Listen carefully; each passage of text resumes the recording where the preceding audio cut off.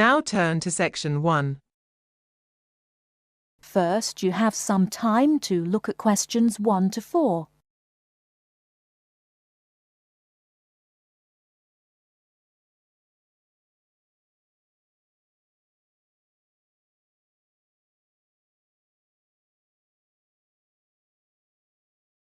Now we shall begin. You should answer the questions as you listen, because you will not hear the recording a second time. Listen carefully and answer questions 1 to 4. Global Bicycle Tours, may I help you? Yes, thank you. I'd like to sign up for a bicycle tour. Which tour were you interested in? We have the River Valley Tour coming up in June and the Mountain Tour in July. The River Valley tour is in June.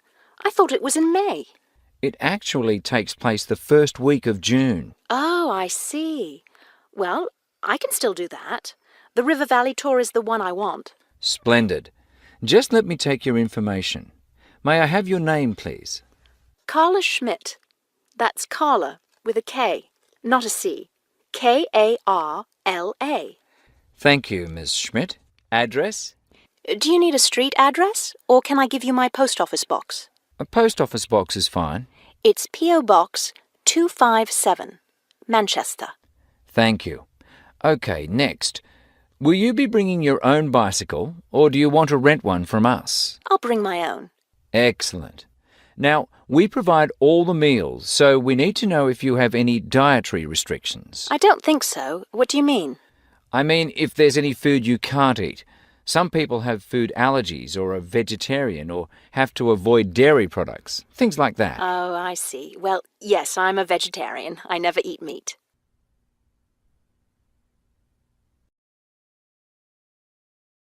Before you hear the rest of the conversation, you have some time to look at questions 5 to 10.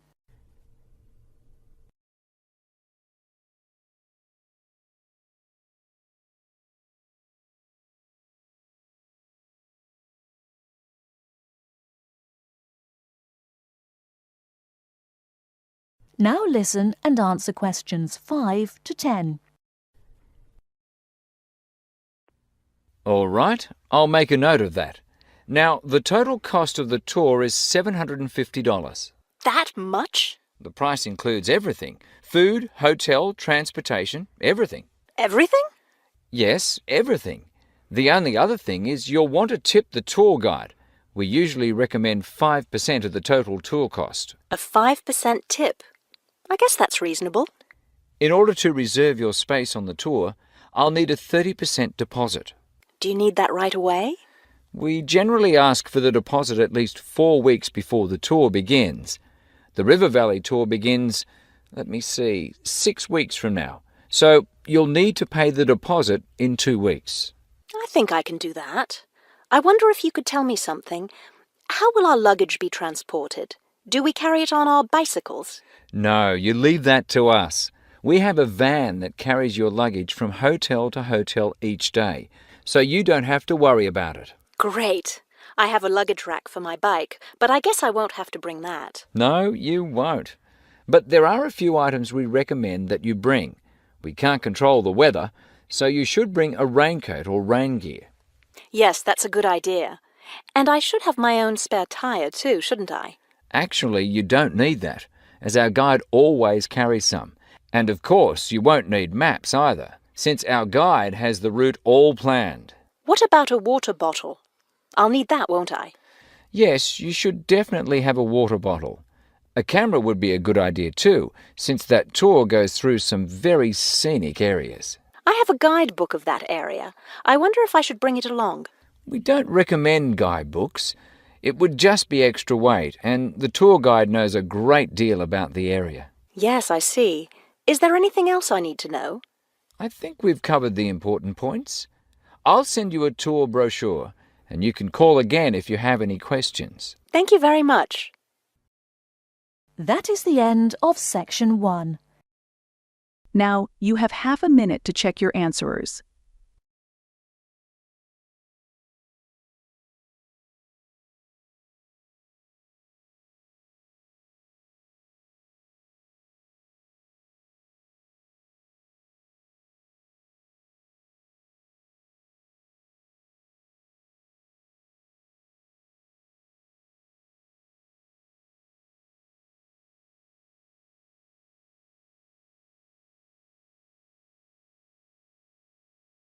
Section 2. You will hear an accommodation officer telling students about different halls of residence. You now have 30 seconds to read questions 11 to 15.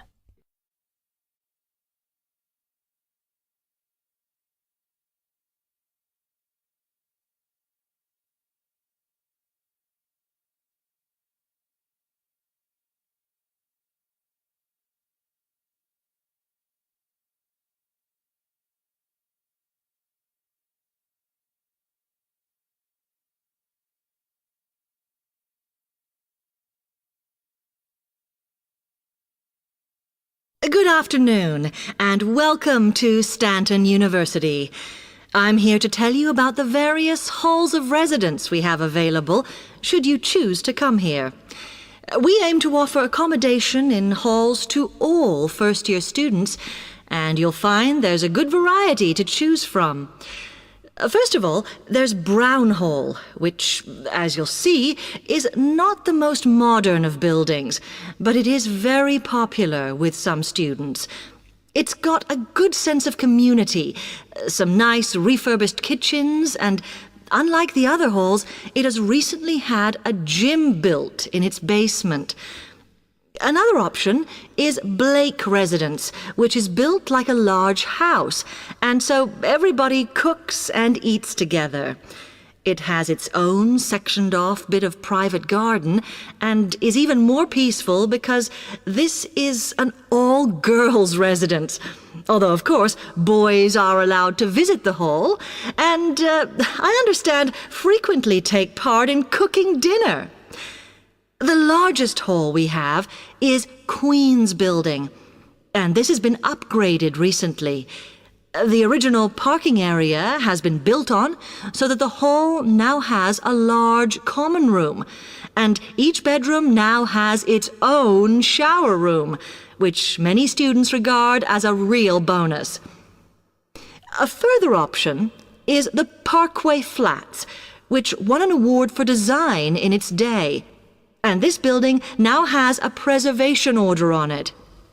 This has meant that only a limited amount could be done to upgrade it, and the surrounding area is important, so parking is not permitted around the flats. However, the flats do have many extra facilities, such as a special computer room, a small library, and a self-service restaurant. The cost of breakfast, lunch, and dinner is covered in the fees for this hall, so it does look a bit more expensive. The last residence we can offer you is Temple Rise, which again is slightly more expensive than other halls as the rooms are larger. This has got very lovely views across to the coast, and this more than compensates for the fact that bathrooms here are shared between 6 students. However, the hall has domestic staff who clean the rooms once a week, so this is perhaps an attractive option for the messier amongst you. You now have 30 seconds to read questions 16 to 20.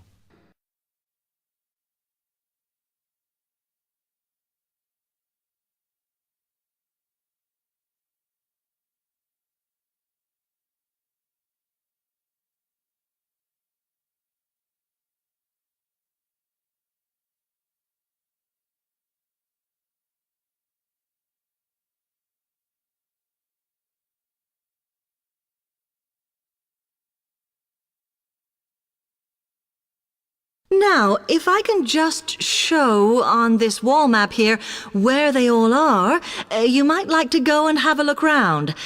If you come into the main university entrance, at the first junction, you'll find that Brown Hall is on the corner opposite the theatre. So you're nice and near the station here, though I think it can get a bit noisy with traffic. The same applies to Blake Residence, which is directly facing the junction to the university entrance. These halls are often used by medical students and such like, as they're out all day, so don't notice the noise. Anyway, if you then walk along Campus Road towards the main circle, you'll see the library on the corner, and Queen's Building is just past that as you head north. You will find that it is quieter here, and you may get fewer visitors. By the way, the circle is quite a feature of the campus, as it's set into the hills and has a brand new sports center in the middle. It's worth going to look around it. Now, the Parkway Flats are on the opposite corner to the library, facing the circle, as you head towards the main buildings. The main buildings are only about a 5-minute walk from here, and places in these halls go quickly, so my advice is to reserve your place as soon as possible. Then Temple Rise is inside the circle, next to the sports center, but further from the main university buildings. Now, if you'd like to go off and physically look... That is the end of section 2. Now, you have half a minute to check your answers.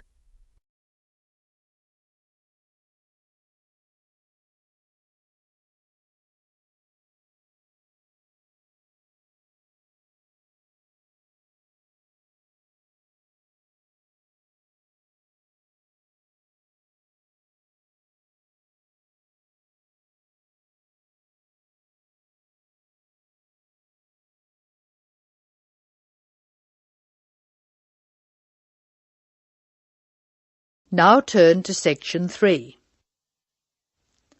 Section 3. Maria is a student at university. She has handed the first draft of an essay to her tutor. The tutor has read it, and now they are discussing ways the essay can be improved. First, you have some time to look at questions 21 to 25.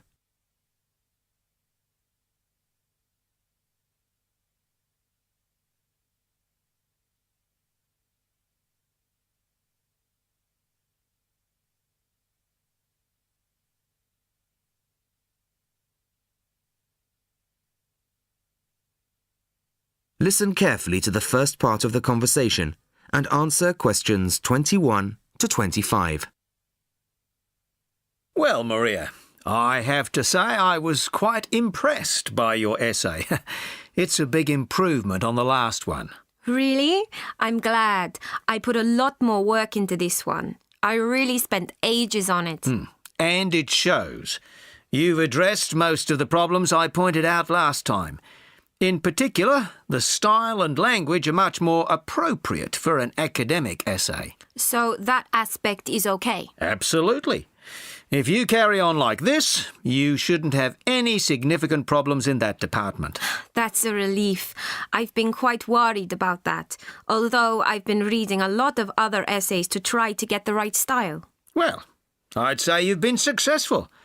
There are just one or two minor things you could look at.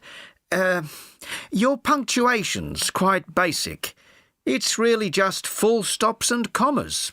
And parentheses. Brackets? Yes, brackets if you prefer. In academic writing, these are best used only occasionally, if at all. You use them rather too often. Okay, I see. And I'm sorry to mention it, but your spelling... I know. But I'm working on a foreign computer. The spell checker doesn't work for English. Are you sure? Have you tried changing the setting to English? No, I haven't. Well, I should see if that's possible. I haven't marked you down this time, but, well, some of my colleagues are a bit old-fashioned about spelling. I'd try to get that sorted out if I were you. Okay, I understand. I'll try to change the setting. Before you hear the rest of the conversation, you have some time to look at questions 26 to 30.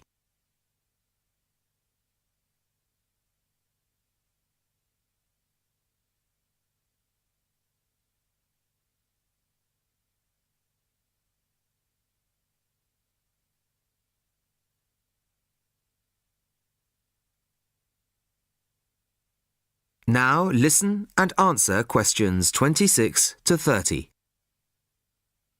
The only major problem I have with the content of your essay is the introduction. The introduction should, well, introduce the theme of the essay. You've put some of the most important points there. For example, this bit. The statistics about the growth of railways in the 1850s. That really should go in the main body of the essay. And so should this paragraph about changes in patterns of employment. In general, I'd say your introductory section should be no more than half as long as it is at the moment. Okay. And I should move those points forward? Precisely. And going back to the railways, they're one of the most significant factors for change in this period. But apart from those statistics in the introduction, you only briefly mention them. I'd like to see a lot more on that, and the influence the expansion of the railways had on patterns of social and economic behaviour. You mean how with the railways people could travel to find work and could meet people from other areas? Exactly. Then in the midsection, well, it's not a big thing, but this quotation from the Times. You think it's too long? Well, you said it. I couldn't think of a way to shorten it. Do you think it's really necessary? You mean I could just get rid of it? Yes. You've already made the point and backed it up with other evidence. The quotation's redundant, really. Okay, well, that'll be easy. There were various other minor points, which I've noted in the margins. You can look at those later. But moving forward to the end here, I wasn't quite sure what this meant. The final paragraph? Yes. Are you saying that, on the whole, the changes of the mid-19th century tended to improve the lives of ordinary people or not? It's not very clear. It's not? No, it isn't. I'd add a few lines clarifying your position. Okay. When do you want the final draft? No, the end of term will be fine. But there was just one other thing, the bibliography. Did you really read all these books? No. Just the books you actually consulted will be fine. You don't need to include everything ever published on the subject. Right, okay. Thanks. Bye. Goodbye. That is the end of section 3. Now, you have half a minute to check your answers.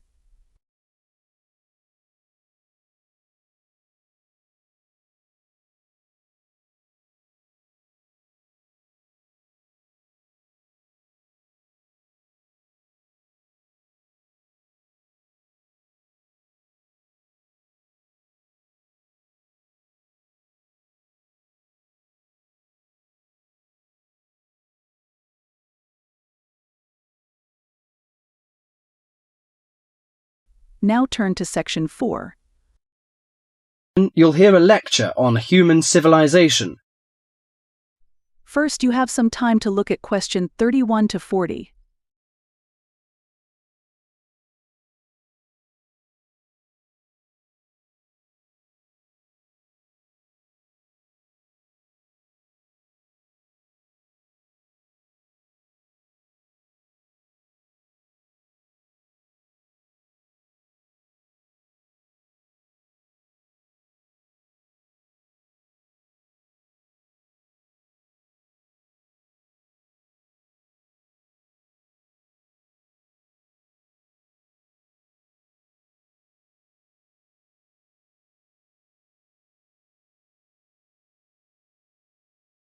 Now listen carefully and answer question 31 to 40.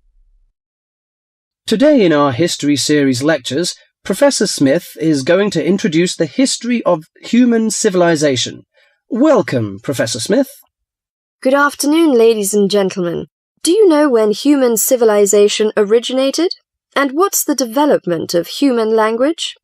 Well, the first two stages in the development of civilized man were probably the invention of primitive weapons and the discovery of fire, though nobody knows exactly when he acquired the use of the latter.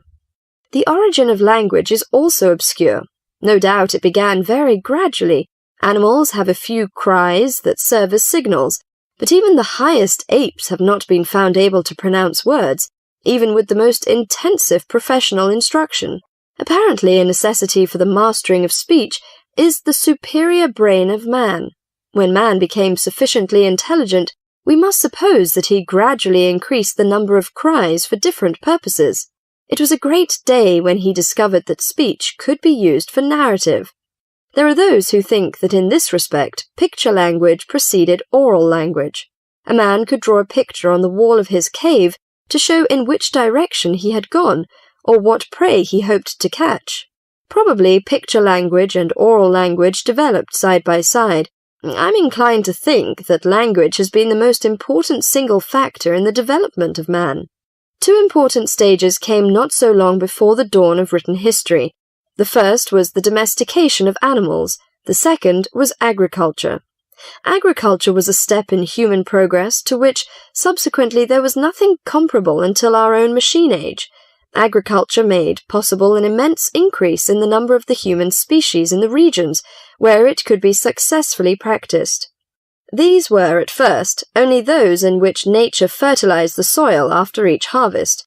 Agriculture met with violent resistance from the pastoral nomads, but the agricultural way of life prevailed in the end because of the physical comforts it provided. Another fundamental technical advance was writing, which, like spoken language, developed out of pictures, but as soon as it had reached a certain stage, it was possible to keep records and transmit information to people who were not present when the information was given. These inventions and discoveries, fire, speech, weapons, domestic animals, agriculture, and writing, made the existence of civilized communities possible. From about 3000 BC until the Industrial Revolution, less than 200 years ago, there was no technical advance comparable to these. During this long period, man had enough time to become accustomed to his technique and to develop the beliefs and political organizations to appropriate it. There was, of course, an immense extension in the area of civilized life. At first it had been confined to the Nile, the Euphrates, the Tigris, and the Indus, but at the end of the period in question it covered much the greater part of the livable globe. I do not mean to suggest that there was no technical progress during this long time. There was progress. There were even two inventions of great importance, namely gunpowder and the mariner's compass, but neither of these can be compared in their revolutionary power to such things as speech and writing and agriculture. That is the end of section 4. Now, you have half a minute to check your answerers.